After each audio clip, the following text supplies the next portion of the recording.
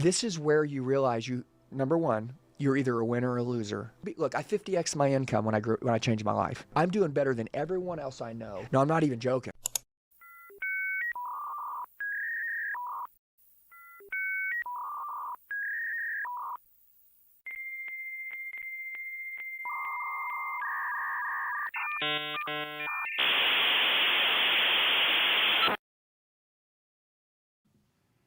What is up?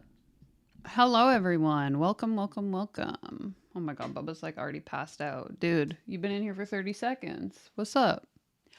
How's everybody doing?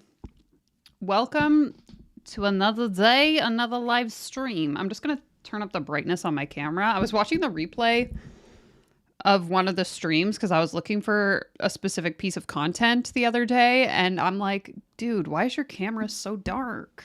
So give me one sec. Oh, I moved the camera way too far away. Okay. There. Just slightly, but better. Welcome. Hello, everyone. Welcome to the live stream. What in the cult is happening here? That's the theme of today. And I'm so excited to get into it. Okay, my chair is blocking. There's not enough slack in these cables, man. Oh, God. Can we ever have a Danielle Ryan live stream that is not chaotic AF? Probably not. Not in this lifetime, anyway. How's everybody doing? Let me know in the chat. Put a 1 if you're having a good day and a 2 if you're having a bad day. I am super excited to dive into today's content, mostly because it's been a pretty hot topic over on Reddit, which is my favorite place to hang out, as you know. Today we have an assortment, a variety, if you will, of beverages. I've got my water, as per usual. I've got a protein shake because hashtag gotta get those gains. And my tried and true sparkling water. Today's flavor of choice is raspberry bubbly. This one's pretty good. If you haven't tried it, you should. It's tasty. Let me tell you. I'll crack it open for you. Delicious. I need to lint roll this pop filter. There is Bluetooth hair all over it.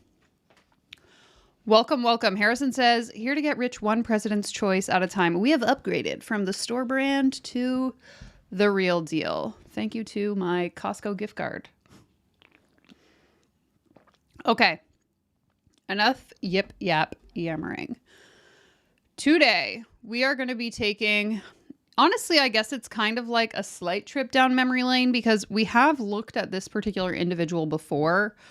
For those of you that are familiar with the channel or have watched any number of my live streams, you may remember this woman from, I don't remember exactly when. It was either the spring or the summer, but specifically this woman was in New York City. She had a billboard thingy in Times Square. And there was like a whole thing. She was charging people like $100 or $200 to come stand outside with her and look at it, which is interesting. So anyway, we're going to be looking at her again because she recently hosted a conference and we really seriously need to talk about it, guys. It's a little bit concerning. Let's figure out how to switch our screen. Bubba, what are you doing? This dude is like under my desk now. What do you need? I got no snacks. The snacks are in my belly. So you might as well just come back up here. Hi. This dog, man, he knows. He knows I got the goods. But you gotta go get them. Pew. Bribing a Dog 101. A new online course launching January 2026. Welcome. I'm so glad you're here, and I'm going to give you this sound because I know it's your favorite. Take trips, post on Instagram. Buy a cool car, post on Instagram. Get your Instagram popping. The ham sandwich girl. Oh, right. I think you're right. Yeah, she told this story about moving to New York City with her twinkle lights, and I do recall something about her mom packing her a ham sandwich or something. Is that what you're referring to? If so, that's the same woman, yes. Okay, so this is her Instagram, and her whole like brand ethos, if you will, is calling herself the Freedom Queen, but her like main event is Freedom Queen Live. So as we kind of look through some of her content and stuff, you are going to notice the term like Freedom Queen, Freedom Empire, Freedom Queen Live, that stuff coming up over and over again. And that's all in reference to like what she calls herself and the name of her company. So just for a little bit more context. Now, basically, I don't actually know if we looked at it on this channel, but she did host a conference, I believe it was last year, where they were all like in a room dancing, wearing weird costumes, that sort of thing. And that was kind of like her first live event. And then this year she did it again, slightly larger, slightly more over the top. And now she's already selling tickets for next year's conference. So anyway, all super interesting, very heavy in my opinion, on the, you know, girl boss, business babe sort of style of content, which is interesting to say the least. But anyway, I digress. This is what her bio reads on Instagram. It says, movements that sell high end at scale and build the influence that women become known for. Built $10 million in 5 years. My clients create 200K plus months. Now, I think it's also important to understand that aside from being like a girl boss business babe, this woman is part of the like coaches whose entire business is to coach other coaches on how to grow their coaching business. And that's really why I want to bring attention to it. Not so much because of her specifically. I just think that she is a great example of really the premise of all of the content here on the channel, of like people legitimately packaging up air, putting a $25,000 price tag on it, and then selling it to other people. Like at the end of the day, to my knowledge, again, this is just my opinion. This is all allegedly in my opinion. This woman doesn't really have a business beyond telling other people they can get wealthy if they start their own coaching business, is my understanding. So anyway, keep in mind that, again, just my opinion, but as we move through. Now, I'm not really sure where to start, so I thought maybe we would just take a look at some of her Instagram content. We'll take a look at the Instagram page she has set up for this like Freedom Queen Live conference. We'll read through some of the stuff that was recently posted on Reddit about this event, and then we'll go into a podcast episode of hers that isn't necessarily related to the conference specifically, but I think it gives a really good picture of like how this woman, in my opinion, is selling the dream. So let's do it that way. If anyone has anything else that they want to touch on, you can feel free to drop it in the chat, or send me links or whatever, and we can jump into that as well. Match your worthiness from how much money you're making. If every single time you want to make more money, you need to get yourself in some high vibe state, you need to summon up some energy to go and make more money, your income's going to be like this versus like whoop, just growing. So one of the best things that you can do is detach your worthiness from the amount of money that you're making and stop waiting to feel good. Stop waiting for some download to hit. Stop waiting for something outside of you. And instead create a movement that's positioned in the marketplace so that people always want to pay you, right? Dior makes thousands of dollars every day. They have high ticket customers coming into their store every day, despite how the head of the company is feeling. And so you have to detach your worthiness, how you feel, from your income driven activities so that you can always make money inside of your business. You've got. So is she suggesting that her business is equal to Dior? She is the Dior of business coaching, if you will, despite having, to my knowledge, no business experience beyond coaching other coaches. That's interesting. Let's read the caption. It says, if your income goes up and down based on how you feel, then you've built your entire business around you, versus having your movement as the asset. It's the movement that your buyers want to be a part of, not of your time, not more of your time. It's the identity shift your high-end brand gives, not 5-minute long audios in the DMs that sell your masterminds. It's the perceived value of your core offers that constantly attract new high-ticket clients, and a lot of them. Okay, I want to stop right here already, because even just reading those 3 points as to like what brings value to your offer, the idea that it's not about your time, it's not about you having to sell people in your DMs, and it's not about the perceived value of your core offer. If you don't have those things, then what are you selling? Can someone please let me know? If I'm not focused on how I'm going to, put my time into this offer and create an offer in exchange for my time, if I'm not focusing on how I'm going to sell that offer, and then I'm also not focused on what the core offer is, what am I selling?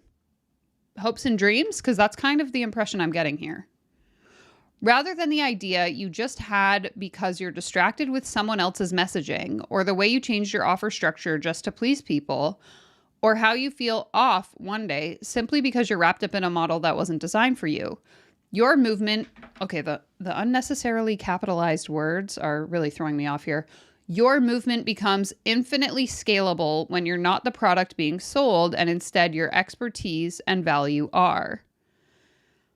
Yeah, snake oil is all that remains. I could not agree more. You just have to manifest a business. Vibes. That's what I'm getting. Even listening to her talk, it was very much giving the same vibes as my first coach that was like, just believe you'll be successful and you will. She's essentially telling people like, embody that you have a high value brand that people want to pay you a lot of money, and then people will pay you a lot of money.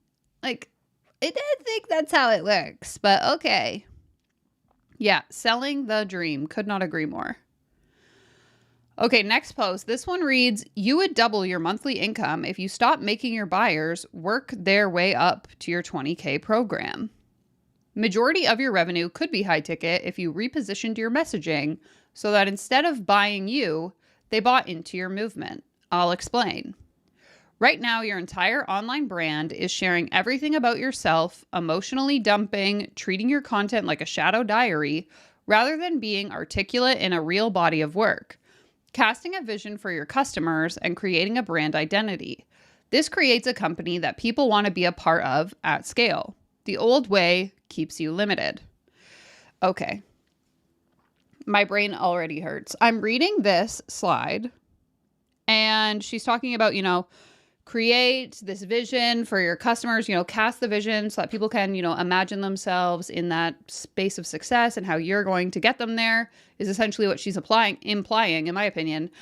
But I'm reading this thinking like, holy word salad, how are you going to help me? If I am her, again, I say this so many times, I'm always trying to watch this content as if I'm someone who's like interested in buying this thing. So let's just pretend that I am that person.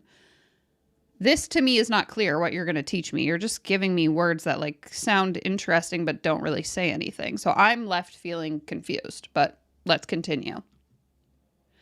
With the old way, you are working overtime to sell mid-ticket scalable offers that are not actually scalable. It feels like you are working a lot to get paid less, and you are not attracting the high-level clients you really want. Clients come onto your calls and you think, this is not what I want to be coaching on.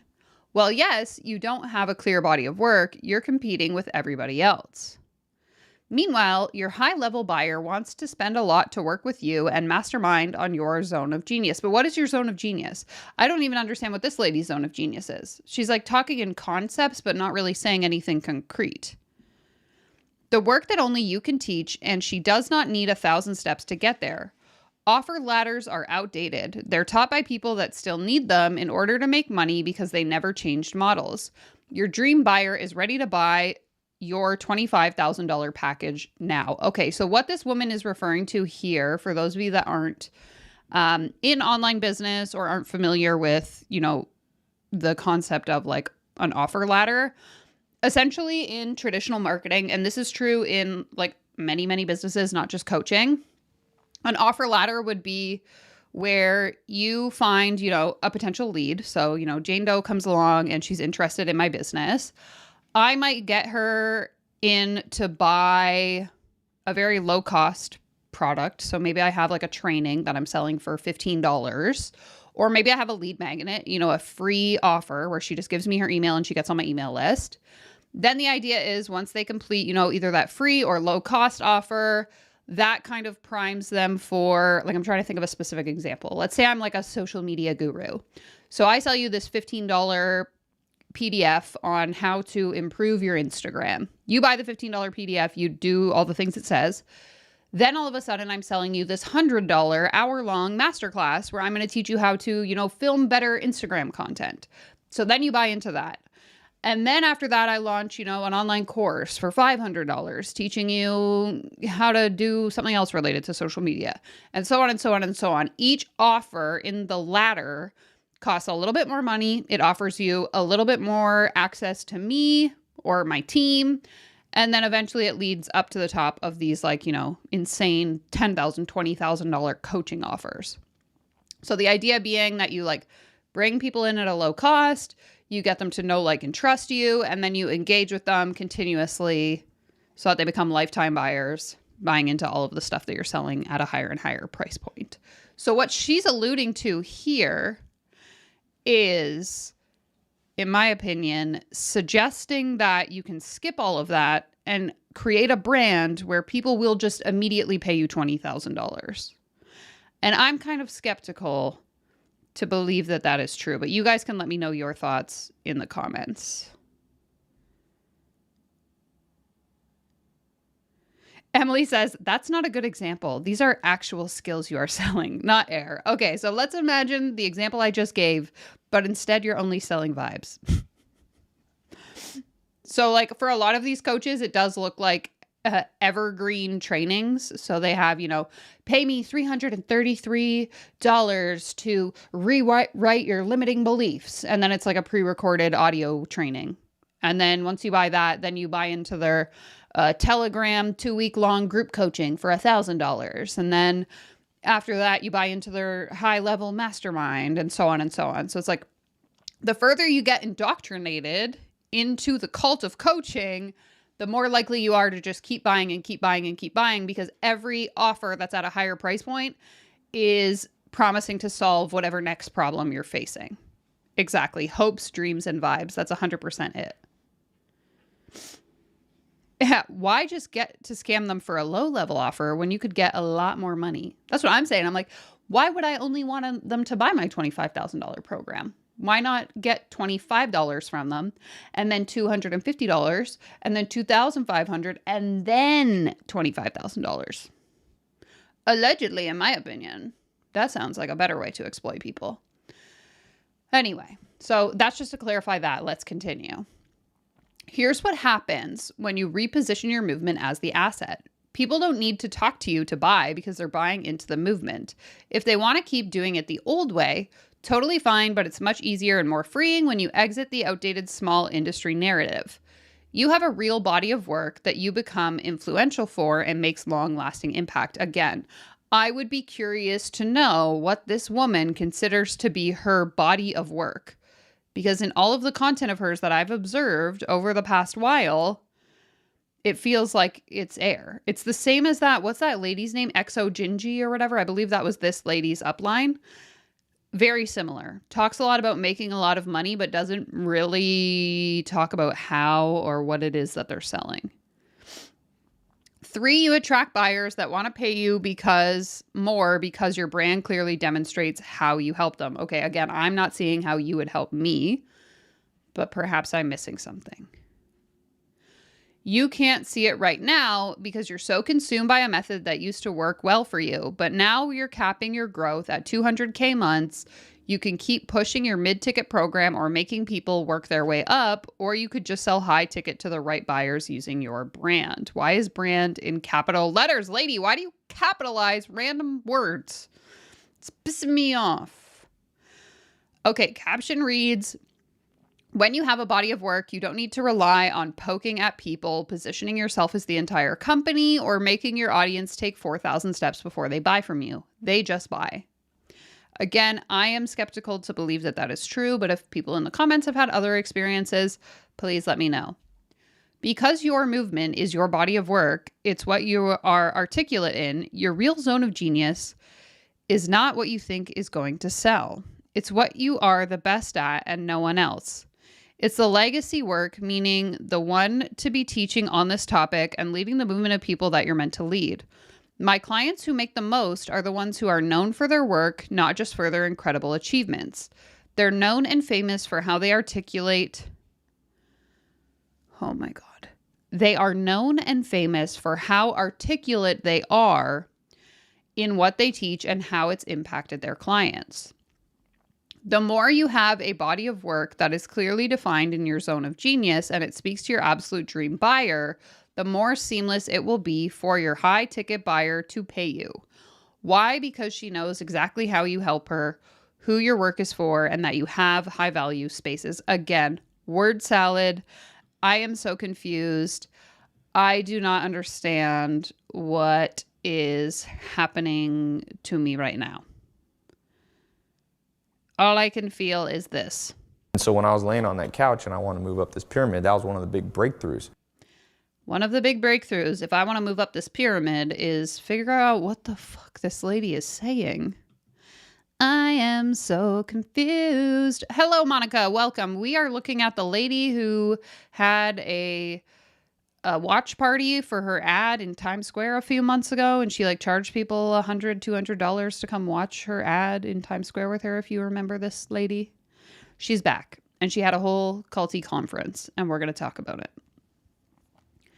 Her body of work is a bunch of bunk-ass podcasts. Her body of work is talking about her body of work. Honestly, I think you're on to something. I want all of you to let that one especially deeply sink in. Let that one sink in, guys, because I think that this comment right here is onto something. Harrison says, I'm just waiting on you to upsell us marks into the gazillionaire tier. Coming soon to a YouTube channel near you for the low, low price of $999. What's included? Absolutely nothing.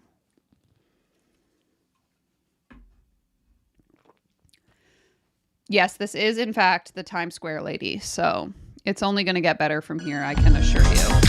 Okay, I'm turning off the music so I don't get copyrighted, but the text on screen says, funny how a woman making money is intense, but a man making money is ambitious. Okay, so now we're turning this into a feminism thing, which is fun and interesting. My husband has never been called intense for wanting to make money.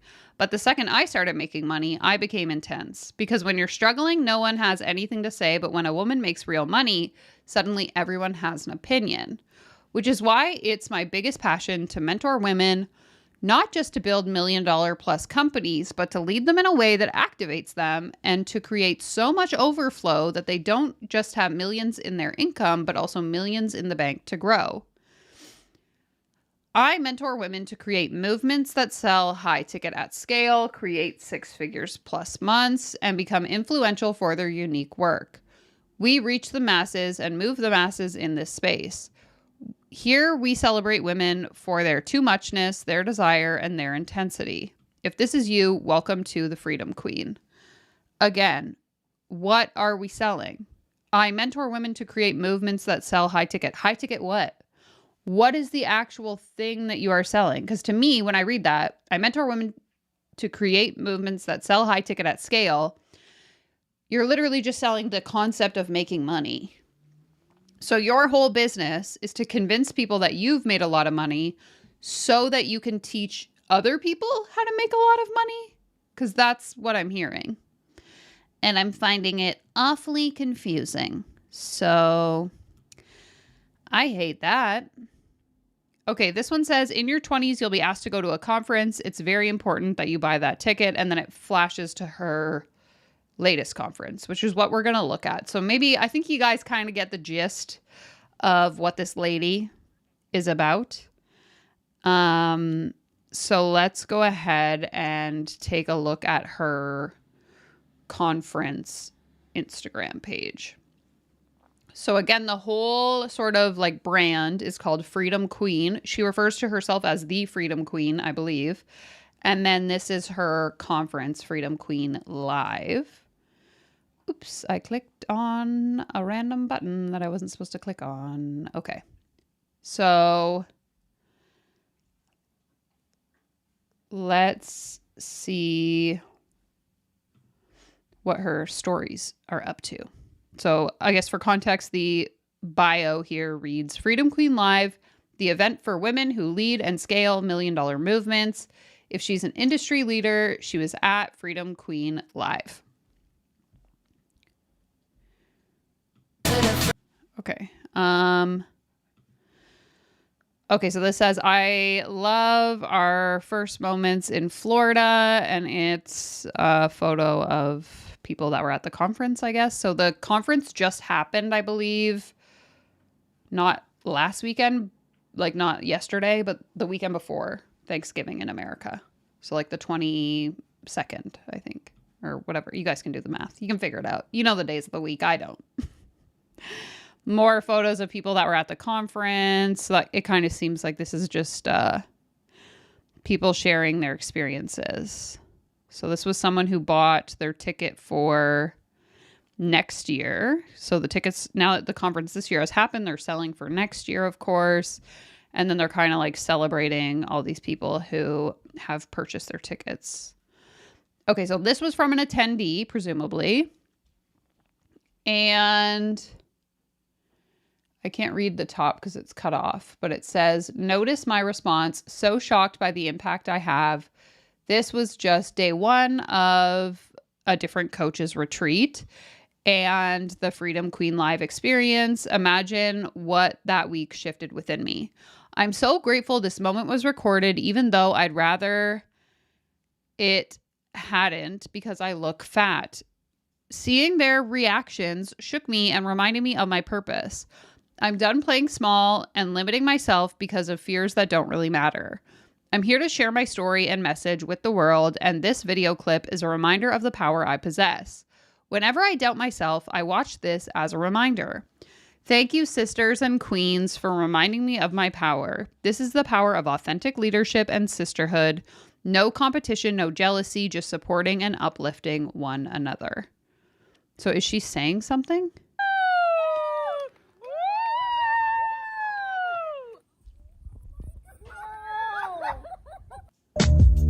Okay, that was weird. Come to Florida with me and Freedom Queen Live. Let this be the year you choose courage over convenience and the version of you who leads, not waits. Welcome to Freedom Queen Live 2026. You will only regret the things that you didn't do. Let's go, Freedom Queens. DM me and check out the link. Unbelievable price, December 1st. See you in 2026. Love this pick from Freedom Queen Live. A room of top partners, different brands, same resilience.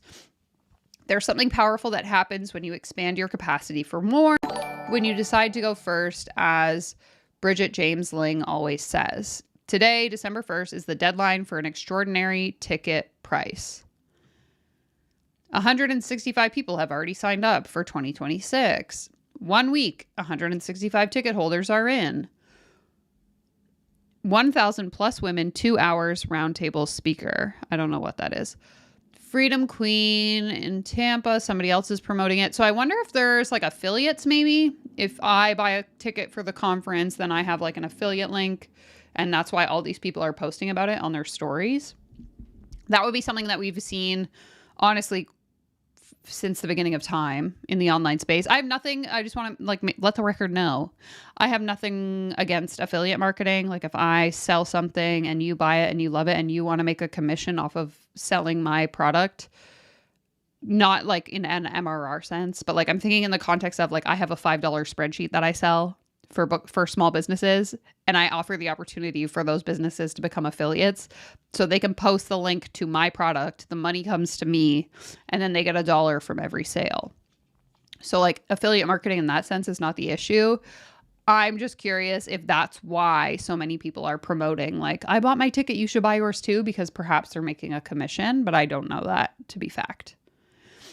Freedom Queen Live was a total transformation for me. Took a lot of notes, met a lot of incredible women, did a lot of brainstorming about my next business moves, which is why I already booked my ticket for next year. Great.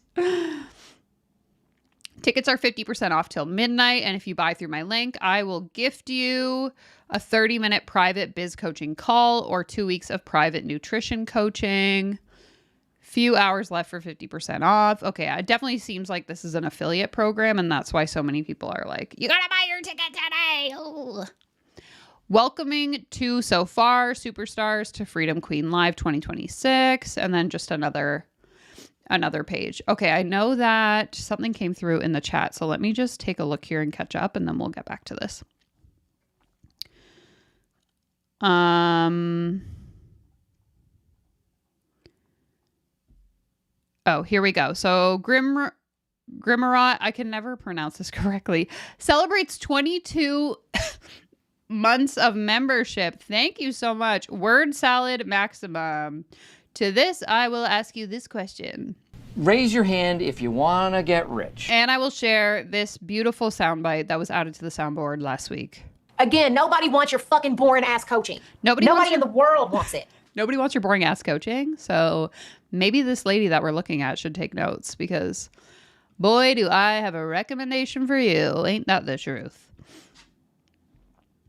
She'll free your money held prisoner by the bank. Honestly, that's the vibes I'm getting. Sell the tickets when they are still high over the meeting. That's a great point too, is like, okay, so this conference took place a week ago.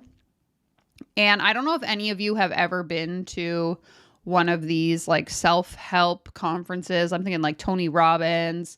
I've been to like a few Girl Boss Business Babe conferences. A common sales tactic that is used in any of these spaces is to sell the tickets for the next year at the current year. And I mean, they do this even with like music festivals. I remember going to a like very famous country music festival that happens in Ontario every year, Boots and Hearts, if anyone knows. I went to that, like, I don't know, honestly, probably like 10 years ago now. And I remember on the last day, at the last performance, they announced that they were releasing the next year's tickets at like 50% off. So then you're having such a good time. You're like so excited to be there. You're much more susceptible to like buy into that, to get your ticket. A, because it's a way, way cheaper price, but B, because you're riding the like high and the emotional excitement of being in this room with all these people. So from a marketing perspective, it makes sense that she would be like pushing this so much right now, because people are still so amped up and they haven't really maybe had time to reflect on like whether or not it was actually worth it. But yeah, I appreciate you for bringing this up, because that's a great point and a very common sales tactic to kind of like rope people in. Harrison says, petition to create cult chants in our monthly Google Meets. I was actually thinking we could choreograph a dance and then film it, and then I can post it to my Instagram in hopes of getting other people to sign up for the billionaire tier. Which, by the way, let me promote my own cult for a second. The billionaire tier will be meeting tomorrow in approximately 24 hours at 5 p.m. Pacific on Google Meet for our monthly call. So if you're in the billionaire tier and you're watching this video, just know we're meeting tomorrow at 5 p.m. December 2nd, Pacific time, Vancouver, where I live. So do the math and figure it out where you live. And if you want to come, you better level up, okay? This is so cringe. It's so bad. Where did this come from? I helped you make $2 off an Amazon mic once. So funny. My friend last week bought a new camera, and he specifically wanted to buy the same camera I have. So he's like, send me your Amazon affiliate link. And then yesterday I met up with him and he's asking me, how much commission did you make off that camera? Like, honestly, I don't know, but it was probably like $2. Aaron says those sound clips made listening to that video worth it. Oh, I've got more sound bites where that came from. No, how is this not a pyramid scheme? I'm just wondering how this woman's business is not a pyramid scheme. But just asking for a friend. Monica says cruises do that too. Okay, interesting.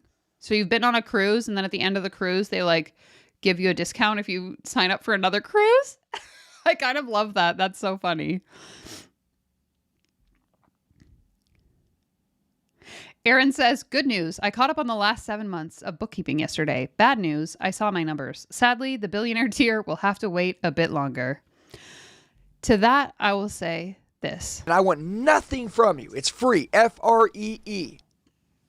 Lucky for you, my YouTube content is free. Free. No membership required to come hang out in the live chat. So thanks for being here. Okay, so maybe we'll take a look at the highlight here that is specifically, I'm assuming, recapping what happened at Freedom Queen Live 2025.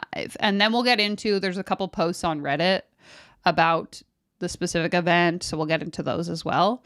And then we'll listen to her podcast. So let's see. Or maybe we won't. Okay, here we go. So this was from almost a year ago.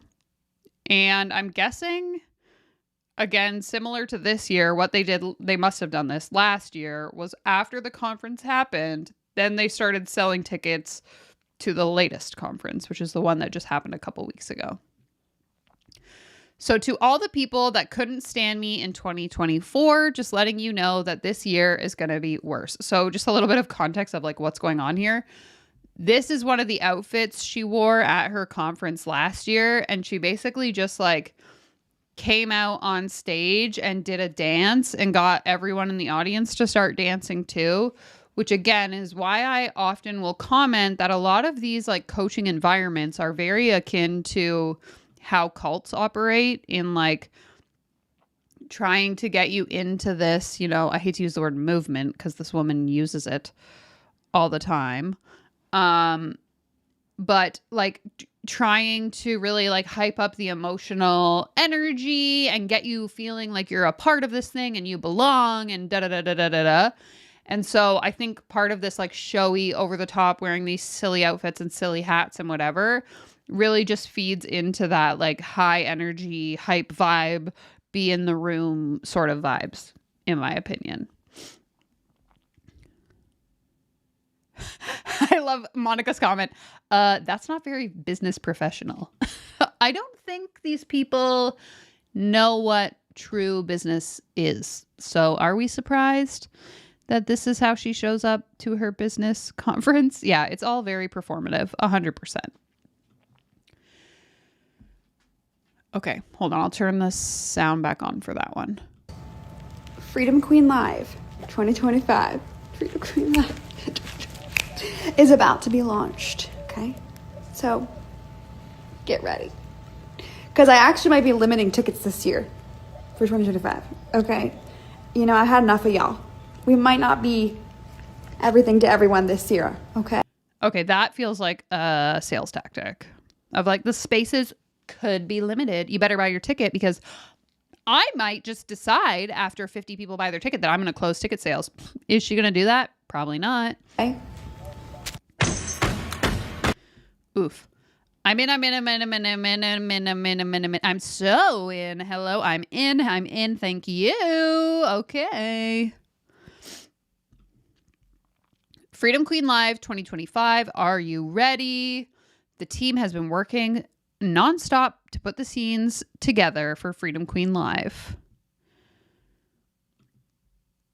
Again, I can't really read it. In most something, I've been the biggest fish. Almost all the rooms have felt like beginner rooms to me, and it usually has to do with the ambition level.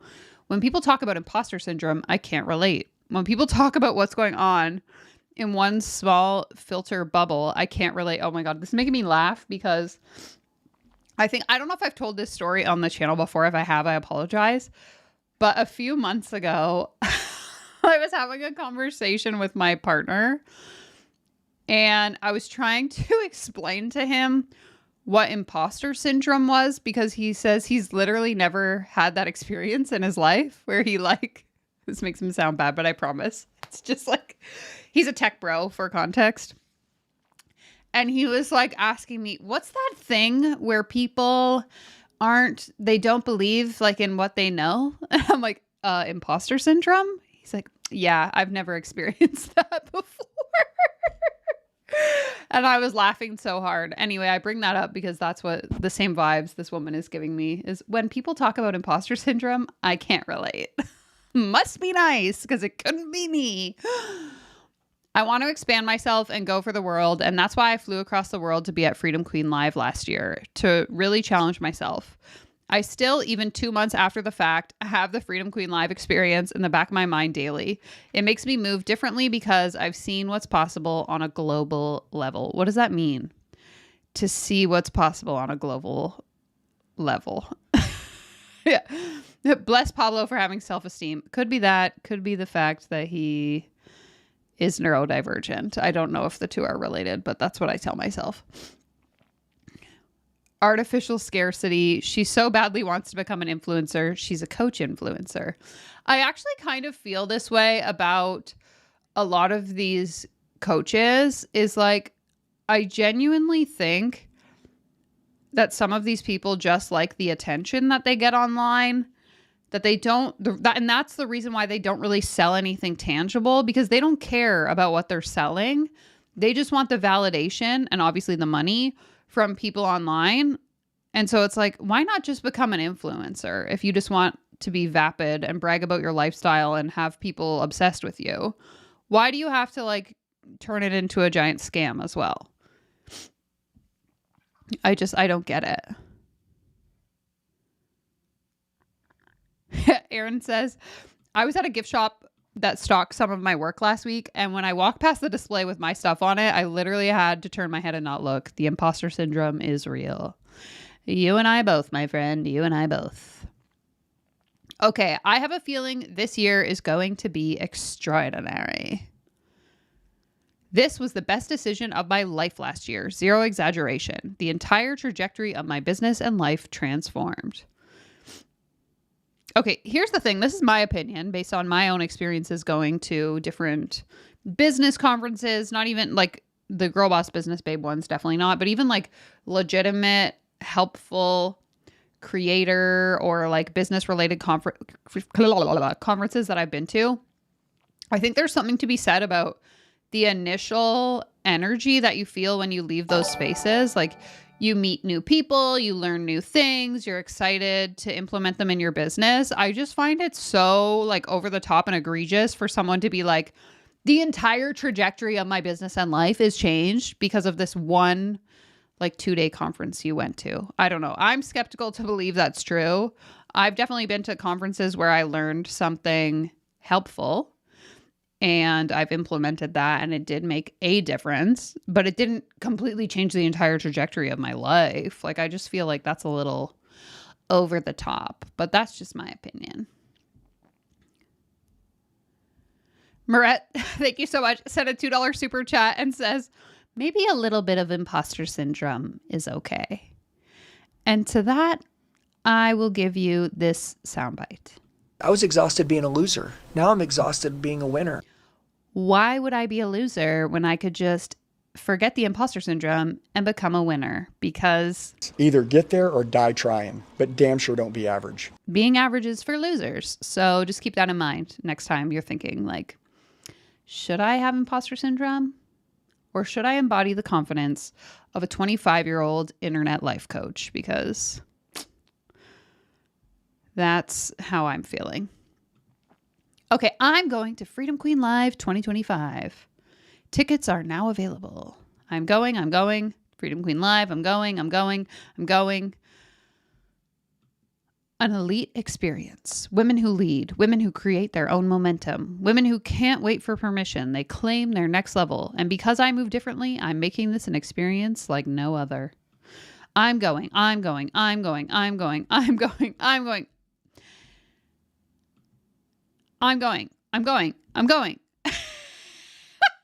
Okay, so there is a partner program because this says the reason I became a partner of Freedom Queen Live. So that would be like the affiliate.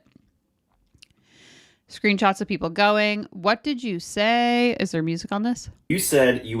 Okay, here we go. I think... What did you just say? I think this is her husband. So this is the lady and her husband. I said that you said you would never do... What did you say? Let's click on it. I said that you said you would never do another event again. And then I said, well, it was going to probably take you about 24 hours. And you'd say, I'm going to do another event. Here we are, 2 hours after the conclusion of the first ever Freedom Queen Live. And you are planning the logistics for the next event. Yeah, why not? That's Freedom Queen. Like, we did it. It was great. It was a success. Why would we do it again? Okay. What did you... What a weird video to post. Anyway. Okay, I lost my spot. I think you kind of get the gist, you know? We're all riding the high vibes, good times. ready to convince everyone else that they too should spend their money to come to this conference. Sorry, I'm just trying to adjust the Bubba cam. Bubba is now sleeping on the floor like a peasant. Hi, buddy. And I've woken him up with all of my banging and clanging. There he is. The myth, the man, the legend. Baby Bubba. Bam, bam, bam, bam, bam. Okay. So now that y'all kind of have an idea of what we're dealing with here, let's go ahead and take a look at what some people on Reddit said. So this was posted a little over a week ago, so probably right after the conference happened. I'm not quite sure. And it says, is Freedom Queen Live just a meetup for narcissists? I was gifted a ticket by a friend and went in completely blind. I had no idea who this woman was at all. I was expecting a business conference, but 2 days in, there have already been numerous dance numbers, hour-long sales pitches, coaching for a steal of just $25,000. Also, how are all of these women claiming to be making million-dollar months? How on earth does that work? Also, Bridget made her hour-long pitch for $25,000 coaching contracts. Her husband came out and said, anyone who doesn't buy this is an idiot, word for word. This has been one of the most bizarre experiences of my life, and I would love to talk to anyone else who experienced this crowd. So obviously I replied and I just said, thank you so much for sharing. This is exactly how I imagine this event to be. I've been to other girl boss business babe type conferences that were mostly vibes and very little actual business advice. It's basically like a cult. I don't know that I've shared this story before on here, but I got invited, similar to this situation, as a +1 with my friend to a business conference here in Vancouver. This was like 2, if not 3 years ago. It was shortly after I had moved here. Anyway, she was speaking at this conference, so she brought me as her +1. And it wasn't so much like coaches coaching coaches, but the entire like premise of a lot of the talks that they had and like keynote speakers and that sort of thing were all just about like fluffy self-help, believe in yourself and you'll be successful, which you guys know my thoughts about that. And I was like sitting at this conference at this table with like women who I didn't know. Everyone had like varying different types of businesses, and people would be like wildly taking notes as these speakers were talking. And I'm thinking to myself, like, am I missing something here? What is being said that is so amazing and incredible that I have to take notes? Because everything to me just felt like so superficial, surface level, not really helpful in the context of business beyond just like maybe if you were someone that struggled with self-confidence, you'd learn how to like believe in yourself.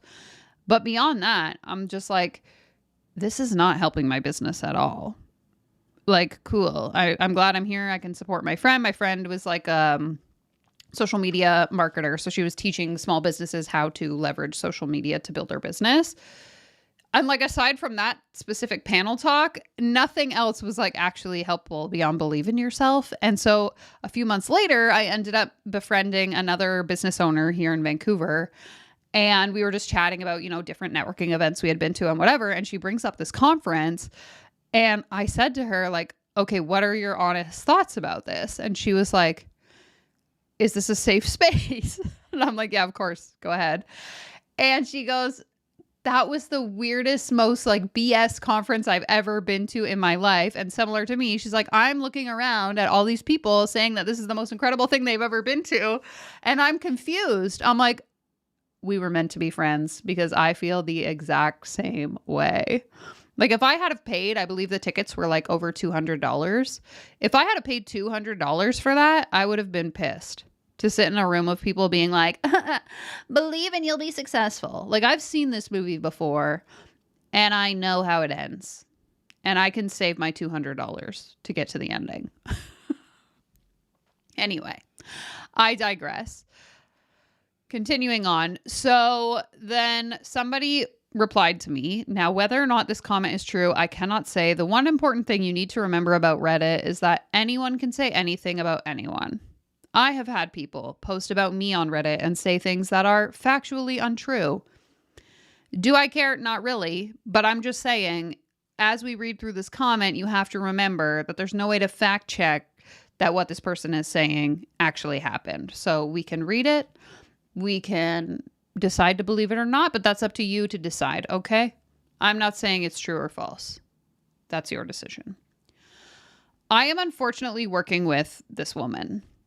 I say unfortunately because I signed a contract before joining her program, and even though I told them I'm in debt because of working with her and cannot afford the program anymore, she would not let me go. Now I'm looking for her Freedom Queen event and the stories people share from inside, and I can't help but think, how the hell was this supposed to change people's lives? She goes to the stage and performs a dance, like WTF. How is this supposed to help change people's lives and income? All of the people who talk on stage, including her, talk about basic motivation word salads, which you can basically find on YouTube for free. Again, sounds very similar to the conference I went to. Her program's nothing but a word salad. She sells people a dream. My income got smaller since I started to attend her program. Also, in one of her programs, she talked about her husband, Robbie, and did not share his job. I think she and her husband earn money somewhere else. Probably illegal. Okay, this is all speculative, and I don't necessarily think that this part was necessary. Because again, there's like, this person is just speculating. Oh, I think they make money elsewhere. Who cares? I don't know. She did not earn that income from her programs. If she really did earn that money, my request of exiting the program would not bother her because she was busy making so much money as she as she claims. Now, this part I will agree with. And this is something I bring up a lot with a lot of the coaches that we talk about on this channel. And that's the idea that if I was making whatever she's claiming, $200,000 a month, $2 million a month, however much money it is.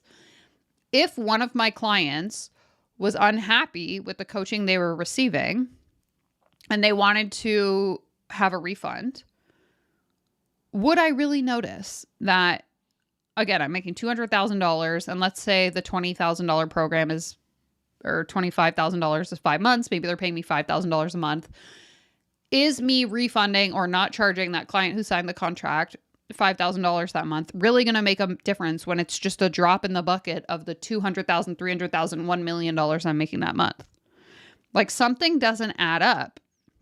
And again, this is not unique to this specific coach. This is something we have seen countless times on this channel, is people being denied refunds.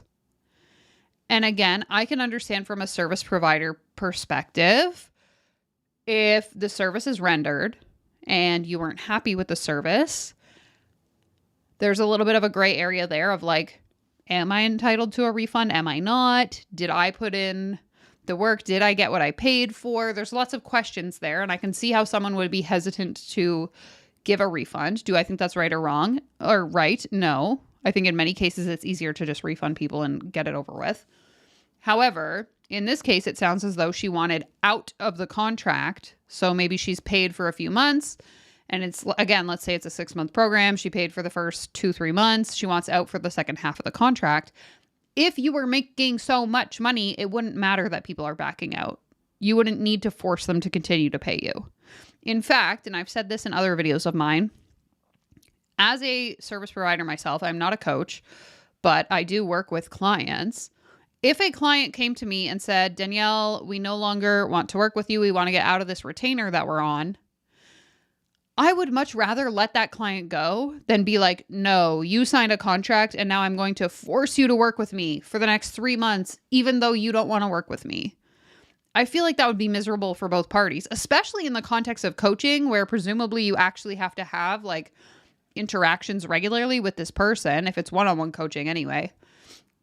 I cannot imagine one-on-one coaching someone who doesn't want my one-on-one coaching.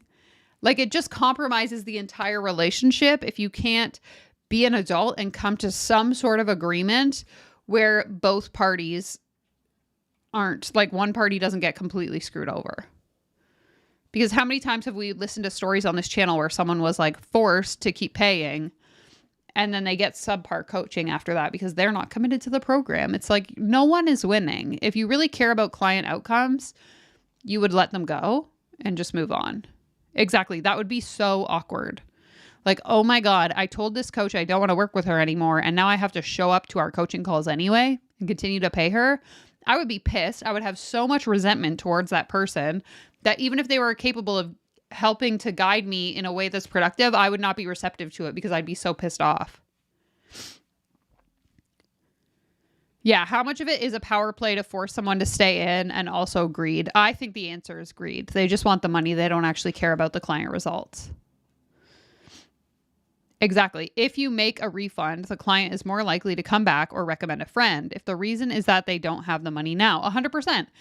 And I think like logistically from a business perspective, as someone who's had to deal with chargebacks before, I will let the record show that I won every chargeback because they were filed illegally. However, in the cases like this, where you are basically putting yourself at risk of having a chargeback filed against you, this is why I refund anyone. If anyone asks me for a refund, I'll give it to them because I don't want to deal with the chargebacks.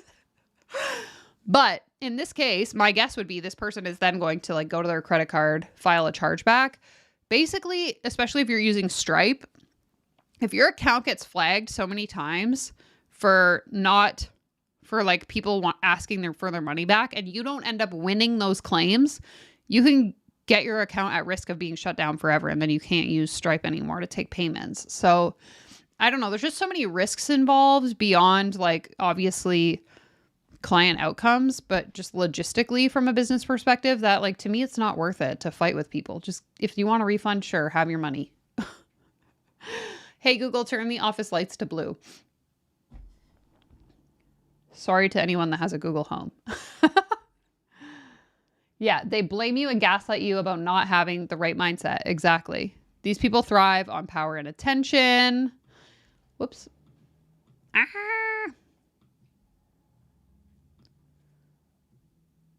Sorry, I'm just adjusting. Me and my fat fingers messed up the comments on screen. There we go. Monica says, letting the client go could create a positive experience. Your client could leave a positive review saying how you are accommodating and willing to part ways amicably.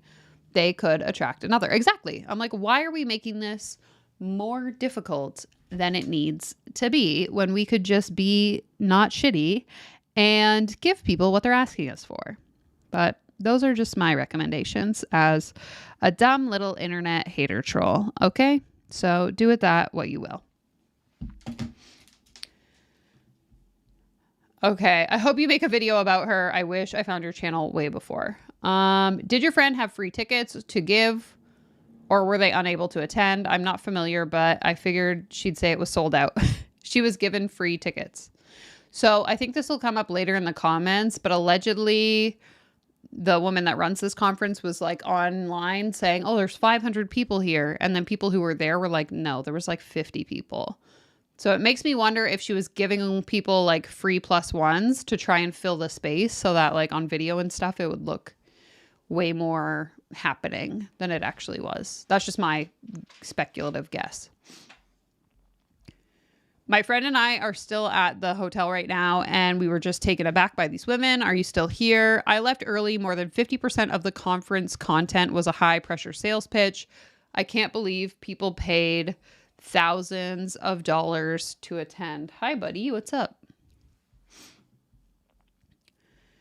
Did many other people walk out? I noticed the room looking quite bare as the weekend went on. My friend stayed for the celebration ceremony, and while people on stage were posting about the 500 plus women cheering them on, there weren't more than 50 people actually sitting there.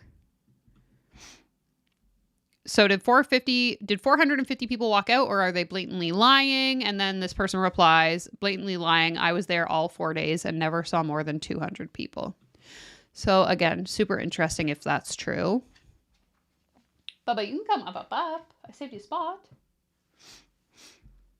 And then this person is the comment we already read. They just copied and pasted it. I have this person here that said, I know someone in the freedom era who has attended and was encouraged by their upline. So they are in the MLM that sells Kangen water, which is like a water filter, a reverse osmosis water filter or something like that. It creates pH neutral water or some bullshit that's not true. Anyway, so I guess the MLM Huns are also being encouraged to come to this conference, which is great, because if you know anything about MLMs, most people in MLMs are already losing money. So why not spend even more money on a useless, irrelevant business conference? Because YOLO, am I right? Oh, God. Okay. And then this was a screenshot, I'm assuming, from someone that is in the Kangen water thing. It says, I just had the best evening. Go to an event like Freedom Queen Live with your husband, and it's the best thing you can do. But caution, it might lead to late night chats in bed with Indian food about where the company is going, how you plan to make over 3 million next year, and take over the world with cult-like productions. Can we please stop casually using the term cult in naming our personal movements? Like, I know I have cult in the title of this video, but that is because these people use that word.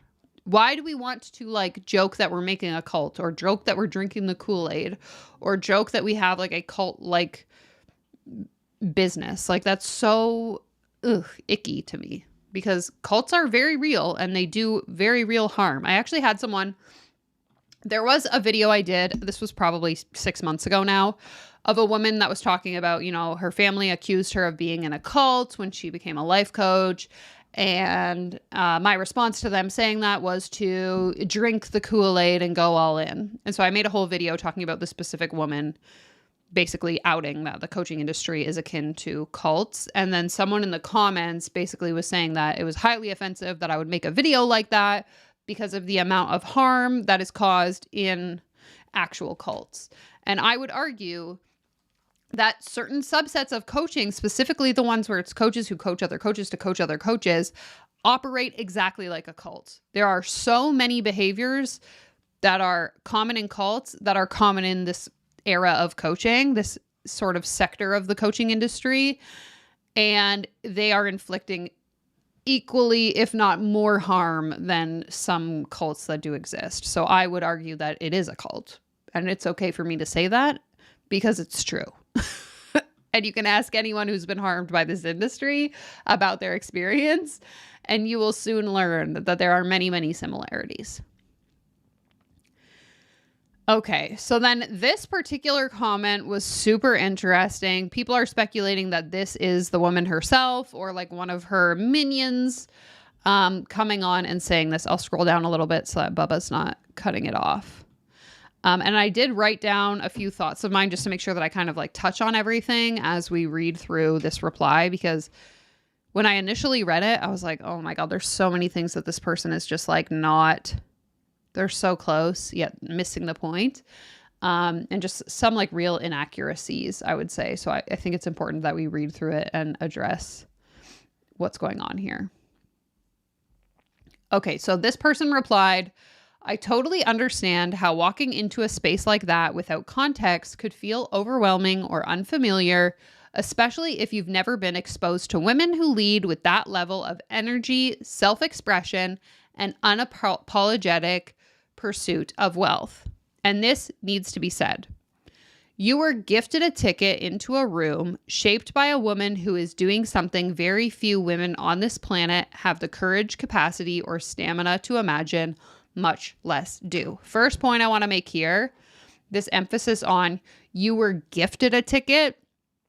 Just because my ticket was free, speaking on behalf of this person, just because my ticket was free doesn't mean that I'm not allowed to criticize the experience I had.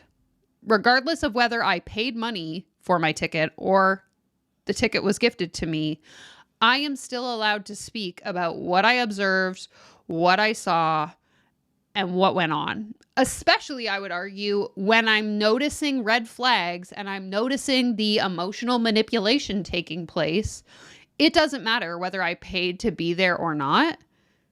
What matters is that I was there and I'm sharing my experience. So I just wanted to bring that up first, because the fact that this person emphasized the word gifted to me was immediately a red flag in itself. So Bridget builds, she takes risks, she leads from the front and pours her entire heart and soul into creating an experience that helps women reimagine what is possible for them. And whether someone resonates with her style or not, the impact she has on the women who do resonate is undeniable. Again, what is she selling though? Because I still don't know. Other than vibes, I have not figured out what this woman is selling. I've seen her behind the scenes and watched her mentor women into higher levels of self-love and income for their families. Her work and how she inspires some women to blow generational ceilings off of families. Is her delivery bold? Absolutely. Is her community intense? Yes. You have to operate at the level she invites people into. But dismissing her work as bizarre simply because it doesn't match your expectations minimizes the women whose lives have been transformed because they chose to go all in. Okay, but what does it do for the women whose lives have been negatively impacted? Again, if we scroll up and we assume that the comment that this person here is sharing is true, then what does it say about that? What does it say about the harm she's inflicted on people? Probably not much. You probably don't have a lot to say there, do you? Okay, I'll continue. Women like Bridget represent something important for all of us. The unprecedented potential of women's wealth, the normalization of women earning way beyond what their mothers were allowed to imagine, the courage to lead boldly in a world that still punishes women for power, the evidence that a woman's courage can build an entire platform of opportunity for others. You don't have to buy from her or even understand what she is doing and why. But what I wish for you is the ability to just allow another woman's expression without needing to make her wrong for it. Okay. Nowhere in this original post is this woman saying like, oh, women can't make money, women aren't allowed to dream big, blah, blah, blah. What this original post, in my opinion, is calling attention to is the high energy rooms, the emotional intensity, the hype, all of those high pressure persuasion tactics that are being used to manipulate people into the $25,000 coaching offer that this conference was essentially a giant pitch for. So I just find it really interesting. And I mean, how many times have we seen this before? That instead of addressing the actual criticism, this individual is just deflecting, being like, well, you just don't know what it's like to be a woman of courage who believes she's worth more. And it becomes even worse as we continue. There are women who build and women who critique what's being built. There are women who risk everything to pursue their dreams and women who tear it down. Those two kinds of women are not the same. This is such binary thinking, first of all. I immediately was pissed off when I read this. Second of all, I think it's false and it's manipulative to suggest that there's only two, like these are the only two categories. You're either criticizing or you are building something. Basically suggesting that it's not possible for people to be productively building something, but also critical of something else. And I mean, obviously, I'm a little bit sensitive to this specifically because I am a business owner. I have a legitimate business outside of this YouTube channel. YouTube doesn't pay my bills. This is like a fun little Monday night activity. I love hanging out with you guys, but this is not, I would not be able to afford to live if I survived off YouTube. I have a legitimate business that I have built over the course of 7 years, and yet I still am able to show up and offer, critical analysis of some of what I would call bullshit that I found on the internet. And so to suggest that you can't be building something and critical at the same time is just not realistic. And again, it feels really manipulative to me to suggest that it is, like that those two things can't happen in tandem, that I can't be analyzing something and also creating something. And so again, I think this is like a very common thought-stopping technique that people in cults will use to be like, well, you just don't get it, and you must just be a hater who's miserable, and that's why you have to, drag your misery onto me. It's like, people can also be like doing productive things and having a good time, but also calling out stuff that they don't necessarily agree with. So that one I'm like super, super sensitive to, obviously for personal reasons again, but I do think it's important that we address it. Okay, the comment here finishes and says, I genuinely hope that someday you are someone who can respect another woman's life's work, even if the work itself isn't for you. Keep it moving and use your energy to create your own vision. My last note that I wrote here was that I didn't find the original commenter to be critical of female leaders. Like, I don't necessarily think that she's criticizing, you know, how dare this woman have this body of work she's created, so much as just being critical of like how the message is being delivered, how the environment she's creating, how the whole conference was basically just a sales pitch, very misleading marketing up to the event and that sort of thing. So super, super interesting to me that this was the direction that this went, because when I read that initial comment, I don't know, I just feel like this response feels very defensive and kind of just like doesn't actually address the arguments that were being made. Okay, let me catch up on your comments to see if there's anything important that I missed. Yeah, Marie says, economic cults are different harms in some ways than religious cults, but the dynamics are the same. Exactly. It's like, insert the thing I'm manipulating you about here, and I will follow all the same patterns of behavior. Yeah, information control, manipulation, brainwashing, hyping up emotions like in a conference, their reaction when their questions are criticized. Exactly. So true, Monica. So true. Yeah, scam the vulnerable. Time is money, especially according to these folks. Could not agree more. Yeah, this is also very true. Arby and Honeyberry says, building a real business requires you to be both analytical and critical. You won't survive otherwise. There are too many pitfalls and too many scammers out to take your money. Yeah, can you imagine just like, I mean, this was me. This was me 7 years ago when I started my business and I hired my first coach. The problem was that I wasn't being critical. I wasn't thinking critically. I wasn't really analyzing the information that was being presented to me. I was just taking it at face value. And how did that work out? Not well. If you've missed the story, I have a 40-minute long video on here where I share how I spent over $5,000 on various coaches that were a waste of my time and money. Because I wasn't thinking critically. And now it's like, okay, if I can stop one person who is where I was, 7 years ago from spending that initial amount of money on this person who's selling them the dream, then my job here is done. D-Skip is alleging that they had ChatGPT write most of that rebuttal. You know what? You might be onto something. Especially with the way there's like so many breaks in it. You could be true. Telling the truth.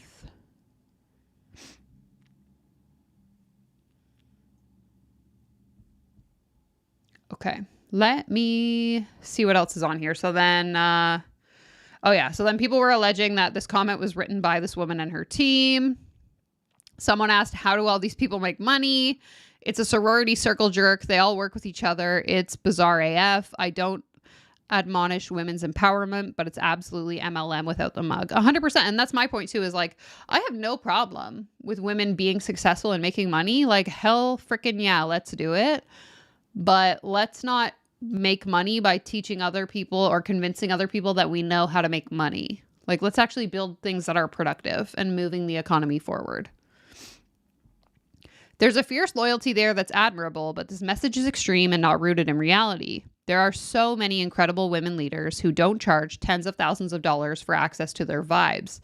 This woman didn't go to business school. After 4 days straight of her highly curated event, so many attendees are sharing that there was no valuable knowledge gained. More importantly, how do you justify the lies? There was nowhere near 500 people at that event.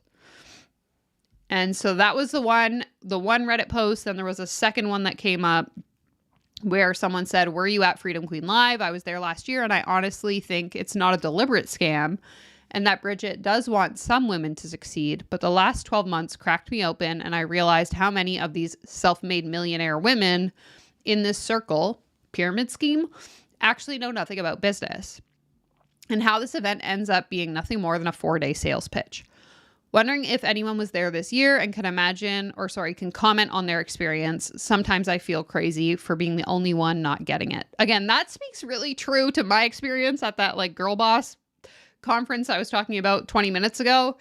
Is like, I remember sitting at the table watching all these people writing in their journals being like, what the fuck am I missing? What's not clicking for me? Because clearly everyone here thinks this is amazing and so inspiring. And I'm like, is something in my brain broken? Mind you, at this point, it was like right around when I started this YouTube channel, and I had started becoming a lot more, I guess, like analyzing a lot more of what was happening in this space. And I like the light bulb started turning on, or whatever the phrase is. And things were clicking, and I was like, okay, I think I know what's happening here. But again, me 7 years ago would have went to that conference and ate that all up. So I can totally get why someone is in that situation and thinks that like, oh my God, this is amazing. So I just linked in this, like my reply here is just linking to that thread we just read. And then we have that person sharing their story again about how they allegedly got scammed. And then this, interestingly, I didn't notice this before. This person replied and said, on the stage at this event, they claimed that Robbie, that's her husband, was making either $10 or $20 million. Meanwhile, you can hardly find anything about him online. Nothing adds up. And then someone else is replying, it's crypto. I used to be in her world. Okay, so her husband makes money doing crypto? Then why hasn't she shared his doing crypto? In one of her programs, she briefly said it's affiliate marketing, but I think that's another lie. None of this adds up. No one can create that amount of money from affiliate. It's not that easy. Take advice from someone who did affiliate for years. Literally not possible at all, as per disclosure agreements released by the affiliate companies themselves. As I said, Bridget's whole life is nothing but a lie. Again, I have no comments about that. I don't follow her closely. I don't really know enough. This is all just what people on the internet are saying. This person, is replying to the original one about, how do I get her to stop paying me? She won't let me out of the contract. This person's saying, cancel your card, cancel the payment, report it as fraud. And then, they're going on about how to file a dispute. This person said, makes me sad to hear you say you feel crazy. It's a pyramid scheme, MLM, and cult all in one. They straight up lie about their income on stage. You are absolutely not the crazy one. OP wrote, thank you for this. I just can't believe so many people are getting manipulated by sensationalized marketing to spend $25,000 for a year with a mentor that probably doesn't even know their name after spending a few $1,000s on their line in the sand moment, and no one around me can see this. Another commenter replies and said, I was also at the event and felt so lonely and crazy as well.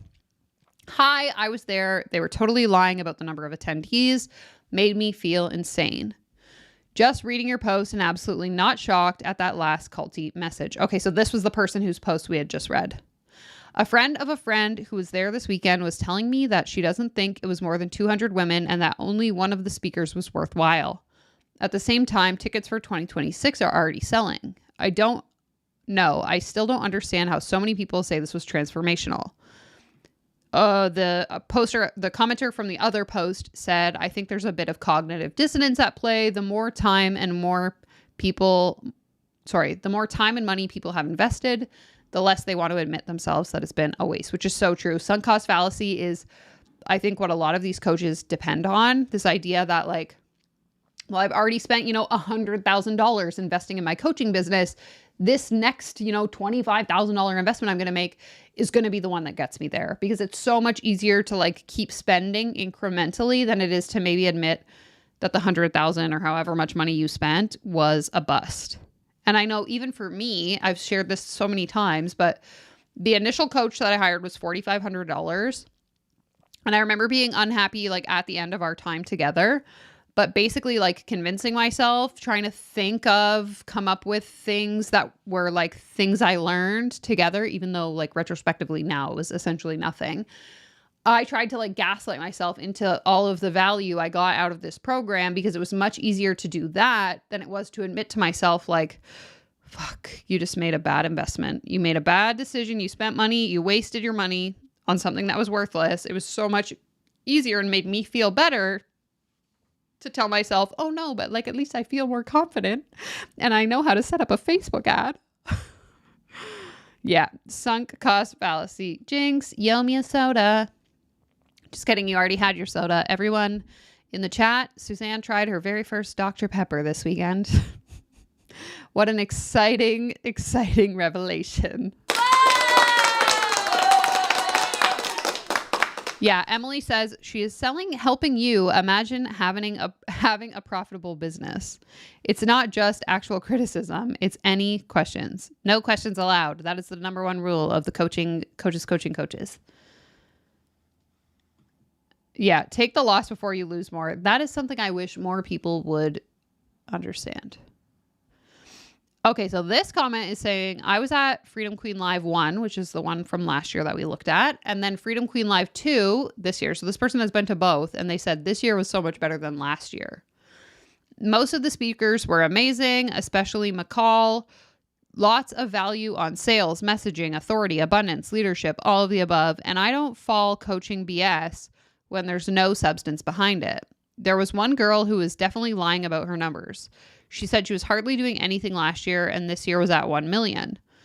Attendees' outfits were absurd again. Pitch went on forever. I didn't buy the offer because it wasn't the right time for me, but it seemed pretty good. Draw your own conclusions. So that's interesting. This person is saying, you know, I had a good time, but I would also believe that presumably anyone who's thinking that is still in the coaches bubble. But that's just a speculative guess. Okay, so we've gone through the Instagram. We've looked at, you know, what the content looked like. We've read through some of the experiences being shared on Reddit. Let's take a look at the sales page for next year's conference. So it's a 3-day event for women who lead multi-million-dollar movements. It's going to happen in November of next year in Florida again, and it's going to have hundreds of powerhouse CEOs who are scaling their companies. It is so funny to me that these people, and I don't know, maybe this is like my own thing I need to get over, because like logistically or in reality, I know it's true. Like technically I would be like the CEO of my company, right? Because I am the founder and I run the day to day. It's just so funny to me to hear these people refer to themselves as like a powerhouse CEO scaling their company. Because when I think of like the CEO of a company, I think of like a corporation, a massive corporation with hundreds of employees that has a CEO, not like this one person coaching business where I am the CEO. Like I would never refer to my own business as a company of which I am the CEO, because it's literally just me and maybe sometimes the occasional subcontractor that I hire. Like it's just so funny to think about. Anyway, but again, that could just be a me problem. If you call yourself a CEO, let me know in the comments. I don't want to make fun of you. Here's what our 2025 attendees had to say about it. I hit my first 100K cash at the Freedom Queen Live 2025, world's best successful women's conference. Thanks for this great experience. Notice how none of these like testimonials are like more than one sentence long. It's just one thing. That's all they're saying. Freedom Queen Live was one of the most profound weekends of my life. A true line in the sand moment.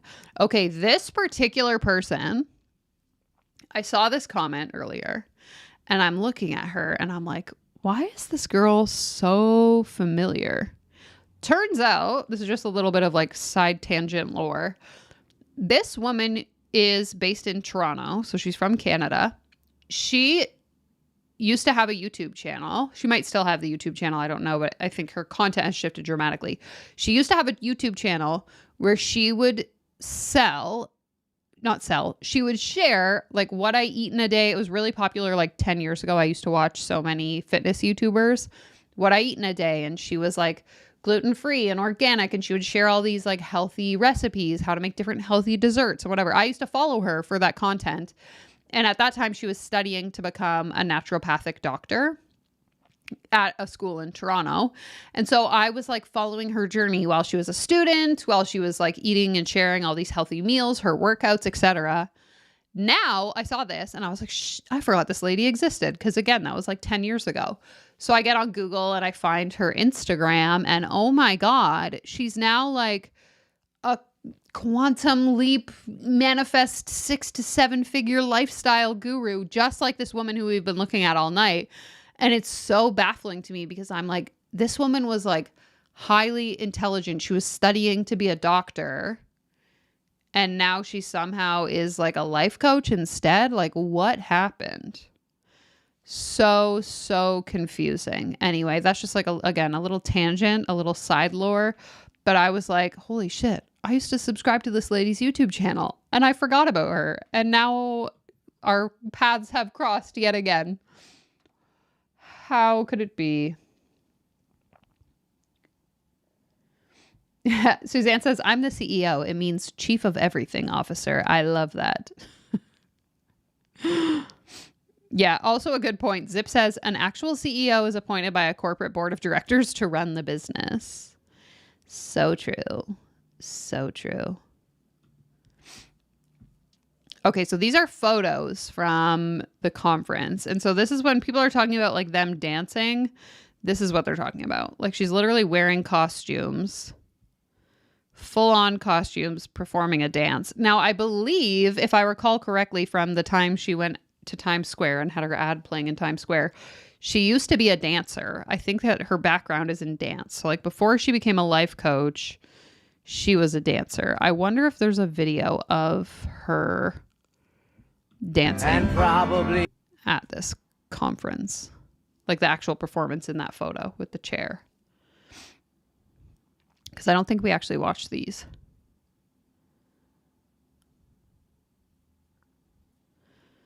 Okay, it doesn't look like it.